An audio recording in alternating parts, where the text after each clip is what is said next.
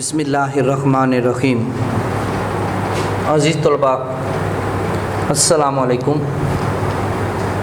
Professor Mohammad Siddiq Zia आपसे मुखातिब हूँ।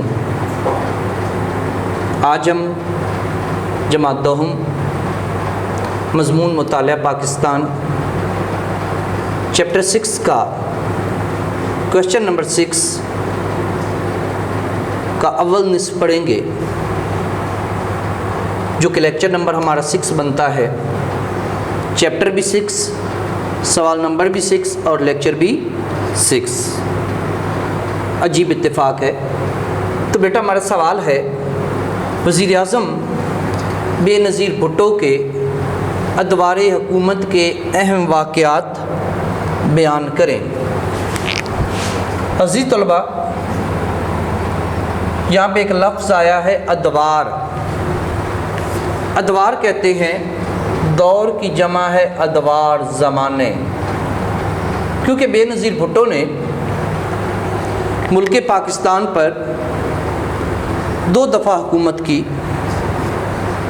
उसका जो पहला दौर हुकूमत था, इसके लिए ज़रूरी है कि आपकी किताब का सफ़ा आपको पता हो। तो ये सफ़ा नंबर जो है ये 16 है।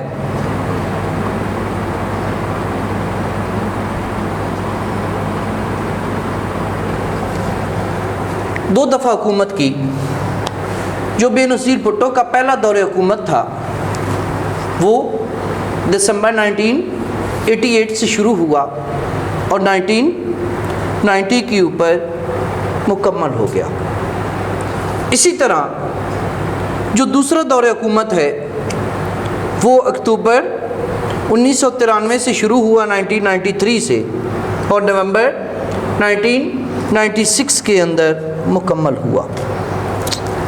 अज़ीज़ तलबा, अगर दोनों दौरे हुकूमत को देखा जाए तो किसी भी जगह पे हुकूमत 5 साल मुकम्मल होते नज़र नहीं आती। इस मुल्क की सितम ज़रीफ़ी यही है कि जो भी आया अपना दौरानिया कभी भी मुकम्मल न कर सका। वो दौरानिया मुकम्मल क्यों न हुआ, ये बाद में बताते हैं। क्योंकि इस मुल्क के अंदर पार्लिमानी अंदाज़े हुकूमत है। पार्लिमानी और सदारती 2 तरह के दौरे हुकूमत हुआ करते हैं। 2 अंदाज होते हैं। अगर पार्लिमानी हो तो पार्लियामेंट असम्बली को इख्तियारात ज़्यादा होते हैं और इख्तियारात का जो मंबा होता है वो वज़ीर आज़म होता है। लेकिन अगर मुल्क के अंदर सदारती अंदाज़ को अपनाया जाए तो फिर इख्तियारात का ज़्यादा मालिक सदर होता है और वज़ीर आज़म को कम इख्तियारात होते हैं। लेकिन अयूब खान का दौर देखा जाए, मार्शल लॉ, फिर उसके बाद जनरल याह्या खान का दौर देखा जाए, फिर उसके बाद ज़ियाउल हक का दौर देखा जाए, मुशर्रफ का दौर देखा जाए, तो इन्होंने अपने सदारती अंदाज़ को अपनाया। सदर के पास इख्तियारात ज़्यादा रहे, वज़ीर आज़म के पास कम रहे। तो हमारा ये जो आज का सवाल है ये बेनज़ीर भुट्टो के अदवारे हुकूमत के अहम वाक़यात हैं और आज हम पढ़ेंगे पहला दौर हुकूमत। सबसे पहले हम ये देखते हैं कि इंतखाबात कब हुए और दुनिया के अंदर पहली इस्लामी सल्तनत की सरबराह जो है वो एक औरत मुंतखब हुई। पाकिस्तान में 1988 में आम इंतखाबात हुए, जिसके नतीजे में पीपल्स पार्टी के रहनुमा बेनज़ीर भुट्टो पाकिस्तान और इस्लामी दुनिया की पहली खातून वज़ीर आज़म मुंतखब हुई। अज़ीज़ तलबा, ये ज़हन में रखें कि हमारे मुल्क में جو بنیادی طور پہ بڑی جماعتیں ہیں وہ پہلے دو ہی ابھر کے سامنے آ رہی تھیں، ایک پیپلز پارٹی اور دوسرا جو ہے مسلم لیگ۔ پھر اس کے بعد اس دور حکومت کے اندر ایک پاکستان تحریک انصاف بھی ابھر کے سامنے آئی۔ تو بے نظیر بھٹو کہ اس دور کے اہم واقعات کو ذیل میں بیان کیا جاتا ہے۔ سب سے پہلے بے نظیر بھٹو نے جب اپنے منصب کو سنبھالا تو انہوں نے بلوچستان اسمبلی کو برخاست کر دیا۔ یہاں پہ آپ سے ایک اور بات بتاتا چلوں، کیونکہ ہمارے طالب علم جو ہیں وہ پاک سٹڈی سے دور بھاگتے ہیں، کیونکہ انداز معلوم نہیں ہوتے کہ ایک دور حکومت کیسا ہوتا ہے، ملک کے اندر بیوروکریسی کیسے چلتی ہے۔ تو کہ ہمارے ملک کے اندر جو اسمبلیاں ہیں وہ 5 ہیں اگر دیکھا جائے تو۔ ہر صوبہ کی اپنی اسمبلی ہوتی ہے اور ایک قومی اسمبلی ہے۔ اگر ہمارے 4 صوبے ہیں تو پنجاب کی پنجاب اسمبلی ہوگی، سندھ کی سندھ اسمبلی، سرحد بلوچستان اپنی اپنی اسمبلیاں ہوں گی، اور ایک صوبائی اسمبلی کو جو شخصیت لیڈ کر رہی ہوتی ہے اسے وزیر اعلیٰ کا نام دیا جاتا ہے۔ جس طرح یہ پنجاب ہے تو پنجاب اسمبلی، کبھی آپ مار روڈ پہ جائیں تو آپ وہاں پہ دیکھیں گے ایک عمارت بنی ہوئی ہے جسے پنجاب اسمبلی کا نام دیا جاتا ہے۔ اس وقت اس کو لیڈ کر رہے ہیں عثمان بزدار صاحب جو کہ وزیر اعلیٰ ہیں اور ایک صوبے کو چلا رہے ہیں۔ ہر صوبہ کی ایک اسمبلی ہوگی۔ پھر اس کے بعد قومی اسمبلی ہے۔ قومی اسمبلی کو جو لیڈ کرتا ہے وہ وزیر اعلیٰ ہے، جس طریقے سے موجودہ قومی اسمبلی کو لیڈ کرنے والے عمران خان ہیں۔ تو بے نظیر بھٹو نے جب حکومت سنبھالی تو سب سے پہلے بلوچستان کے اندر جو ایک حکومت تھی اسے برخاست کر دیا۔ دیکھیں کتاب سے 1988 میں وزیر اعلیٰ بلوچستان میر ظفر اللہ خان، یہاں پہ لفظ آیا وزیر اعلیٰ کیونکہ میں نے آپ کو بتایا ہے کہ کسی بھی صوبے کے اندر کوئی سب سے بڑا جو سیاسی لیڈر ہوتا ہے وہ کون ہوتا ہے؟ وزیر اعلیٰ۔ تو وزیر اعلیٰ بلوچستان، اور وہ کون تھے؟ میر ظفر اللہ خان جمالی نے بلوچستان اسمبلی سے ابھی تک اعتماد کا ووٹ بھی حاصل نہ کیا تھا۔ اعتماد کا ووٹ کسے کہتے ہیں؟ کہ کسی بھی صوبہ کے اندر حکومت بنانے کے لیے 2/3 اکثریت کا ہونا ضروری ہے۔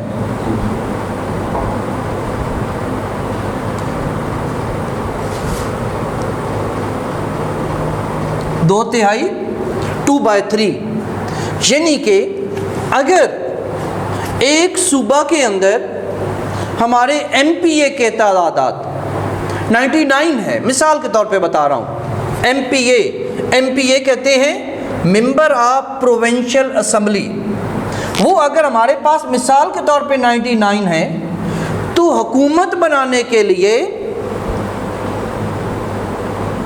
ان کے پاس 66 ہونا ضروری ہے۔ اسے ہم کہتے ہیں 66 جو ہے یہ 99 کا 2/3 ہے، اور 2/3 اگر اپوزیشن جو ہوتی ہے دوسری جماعت بڑی جس کو ملک کے اندر یا صوبہ کے اندر اکثریت ہوتی ہے، جیسے کہ صوبہ پنجاب ہے، تو یہاں پہ حکومت اگر اب پی ٹی آئی کی ہے تو اس کے بعد جو دوسرے نمبر پہ آ رہی ہے مسلم لیگ، وہ کیا ہوگی؟ وہ اپوزیشن کہلائے گی، جو کہ تنقید کرتی ہے، ایک چیک اینڈ بیلنس کے لیے مجبور کرتی ہے جو اقتدار کے اندر ہوا کرتا ہے۔ تو اگر اپوزیشن یہ سمجھے کہ 2/3 اکثریت جو ہے وہ حکومت کے پاس پوری نہیں ہے اور اب انہیں حکومت کا حق حاصل نہیں ہے، تو وہ وزیر اعلیٰ سے کہیں گے کہ بھائی اسمبلی کے اندر تم کیا کرو، اعتماد کا ووٹ لو۔ وہ پھر اعتماد کا ووٹ لے گا اور ثابت کرے گا کہ میں حکومت کا اہل ہوں، میرے پاس 2/3 اکثریت کیا ہے، موجود ہے۔ لیکن جیسے ہی بے نظیر بھٹو کیا ہے، انہوں نے حکومت سنبھالی تو کیا ہے، جہاں بلوچستان اسمبلی میں ابھی اعتماد کا ووٹ بھی حاصل نہ کیا تھا کہ بے نظیر بھٹو حکومت نے بلوچستان اسمبلی کو برخاست کر دیا۔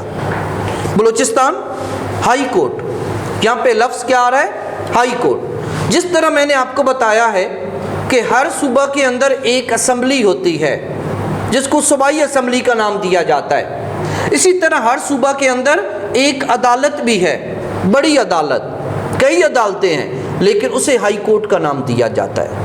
اگر ملک کے اندر 4 صوبے ہیں تو کیا ہوں گی، 4 ہائی کورٹس ہوں گی اور ایک بڑی عدالت جسے سپریم کورٹ کا نام دیا جاتا ہے۔ بے نظیر بھٹو نے بلوچستان اسمبلی کو برخاست کر دیا۔ بلوچستان ہائی کورٹ نے اسمبلی کے اس فیصلے کو غیر آئینی قرار دیتے ہوئے اسمبلی کو بحال کر دیا، کیونکہ کبھی بھی ایک وزیر اعظم جو ہے اس کے پاس یہ اختیار ہی نہیں ہوتا کہ وہ صوبے کی اسمبلی کو توڑ سکے۔ تو اس لیے کیا ہے، یہاں پہ بے نظیر بھٹو نے آتے ہی اسمبلی کو برخاست کیا، بلوچستان اسمبلی کو، تو یہ غیر قانونی قدم تھا، اور جب غیر قانونی قدم اٹھایا جاتا ہے تو قانون پہ عمل کرانے کے لیے ہمیشہ عدالتیں موجود ہیں۔ ہائی کورٹ نے کیا کیا، اس اسمبلی کو بحال کر دیا۔ یہ ایک پہلا کارنامہ ہے۔ دیکھیں کہ ہماری ستم ظریفی یہ ہے کہ بے نظیر کہ اگر واقعات کو دیکھا جائے تو پہلا واقعہ کس طرح آتا ہے، اپوزیشن کے ساتھ ایک ٹکر لینے کا آتا ہے۔ پھر اس کے بعد صدارتی انتخابات ہوئے نمبر 2 پہ، جہاں پہ آپ کے سامنے موجود ہے اسکرین پہ۔ دسمبر 1988 کے صدارتی انتخاب میں غلام اسحاق خان نے نوابزادہ نصر اللہ خان کے مقابلے میں انتخاب جیتا اور صدر پاکستان کی حیثیت سے حلف اٹھایا۔ یعنی یہاں پہ یہ ثابت ہوا کہ بے نظیر بھٹو کے دور حکومت کے اندر جو صدر تھے وہ غلام اسحاق خان تھے، جو کہ صدارتی انتخاب میں دسمبر 1988 کے صدارتی انتخاب میں غلام اسحاق خان نے نوابزادہ نصر اللہ خان کے مقابلے میں انتخاب جیتا اور صدر پاکستان کی حیثیت سے حلف اٹھایا۔ نمبر 3 پہ آتا ہے پاکستان کی دولت مشترکہ میں دوبارہ شمولیت۔ دولت مشترکہ ایک بین الاقوامی ادارہ ہے جس کے ممالک رکن ہوتے ہیں اور وہ مختلف امور کے اندر، ایک دنیا کے اندر کسی ملک کو مشکل پیش آتی ہے تو وہ مدد کیا کرتا ہے۔ تو یہاں پہ بڑا اہم سوال بیٹا پیدا ہوتا ہے کہ پاکستان دولت مشترکہ سے الگ کب ہوا تھا؟ یہ دوبارہ شمولیت ہو رہی ہے تو پہلی بار الگ کب ہوا تھا؟ یہ سوال اس سے پہلے کئی دفعہ بورڈ میں آ چکا ہے، تو اس کی ذرا کتاب کی طرف توجہ کریں۔ 1972 میں پاکستان دولت مشترکہ سے علیحدہ ہو گیا تھا۔ پاکستان دولت مشترکہ سے کب علیحدہ ہوا اور کس کے دور حکومت میں علیحدہ ہوا؟ عمومی طور پہ طالب علم سمجھتے ہیں کہ یہ تو کتاب کے اندر لکھا ہوا نہیں ہے کہ کس کے دور حکومت میں۔ یہ آپ نے اپنے عقل سے سوچنا ہے کہ 1972 کے اندر کس کی حکومت تھی۔ 1972 کے اندر ذوالفقار علی بھٹو کی حکومت تھی، بے نظیر بھٹو کے والد کی حکومت تھی۔ تو پاکستان پہلی مرتبہ دولت مشترکہ سے کب علیحدہ ہوا اور کس کے دور میں علیحدہ ہوا؟ یہ سوال بنتا ہے۔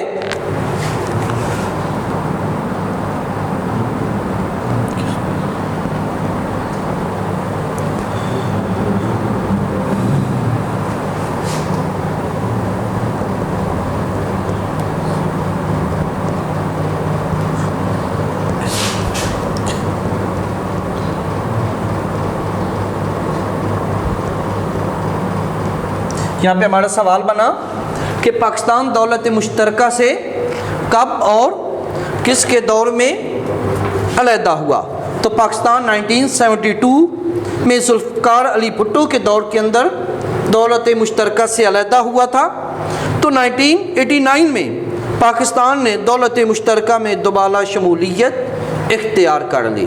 تو یہاں پہ دوسرا سوال بھی یہ بن سکتا ہے کہ پاکستان نے دوسری مرتبہ دولت مشترکہ میں کب شمولیت کی اور کس کے دور حکومت میں کی؟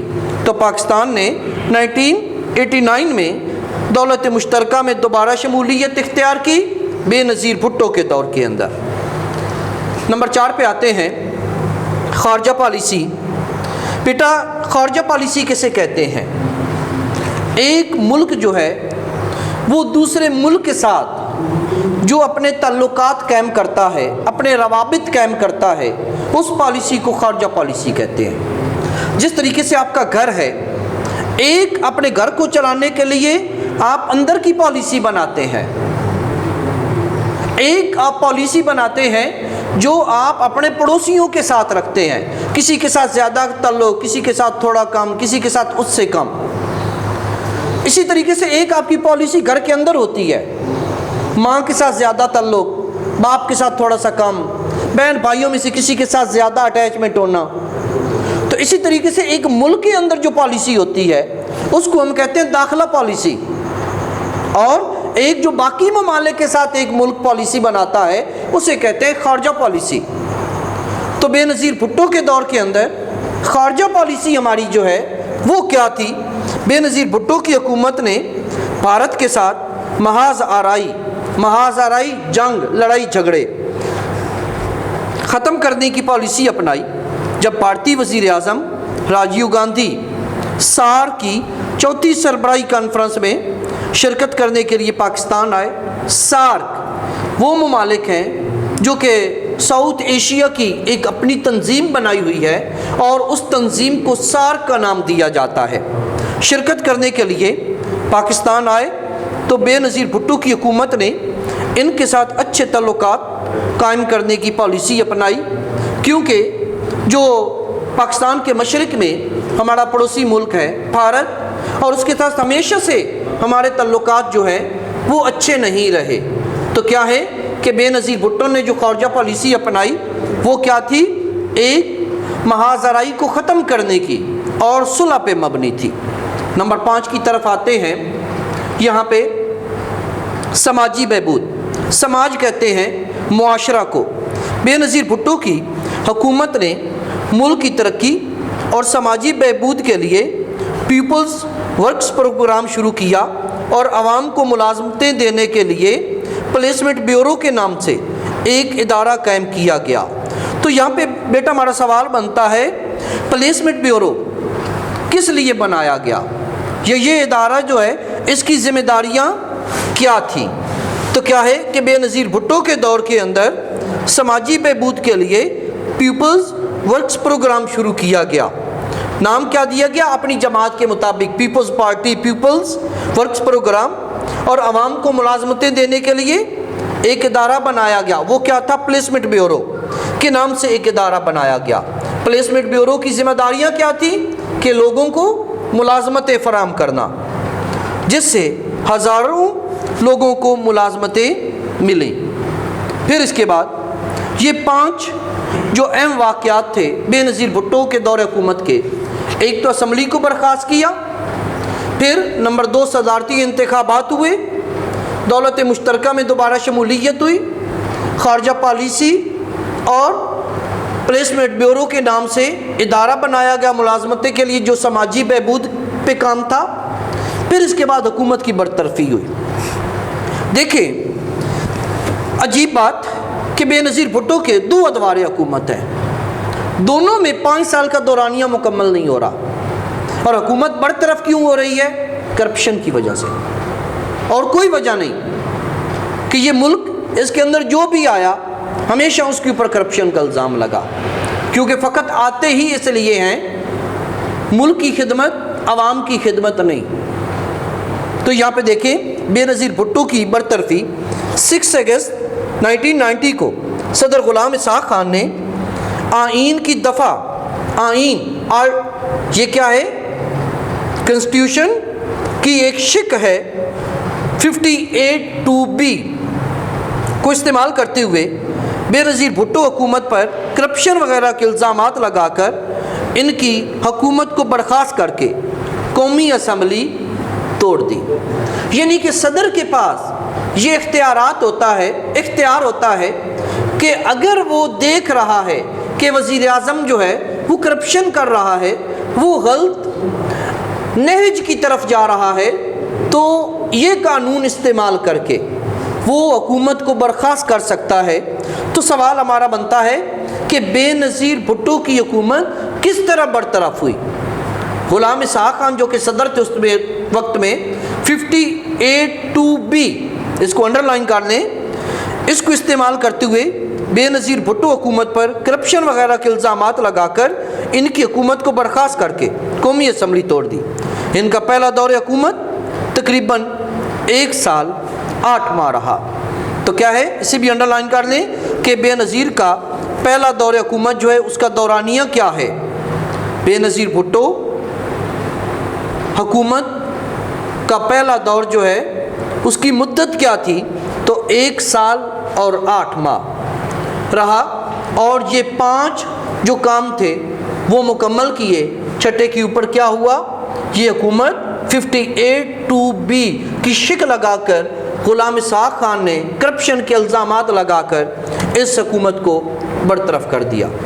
عزیز طلباء، اس کے اندر آج ہم نے وزیر اعظم بے نظیر بھٹو کے ادوار حکومت میں سے جو پہلا دور تھا 1988 سے لے کر اگست 1990 تک، اس کے اندر جو اہم واقعات تھے وہ ہم نے پڑھے، اور انشاءاللہ نئے لیکچر میں دوبارہ حاضر ہوں گے اور بے نظیر بھٹو حکومت کا دوسرا دور حکومت جو ہے اس کے بارے میں ہم پڑھیں گے۔ تو عزیز طلباء، تب تک اپنا خیال رکھیے گا، ہنستے رہیں، مسکراتے رہیں۔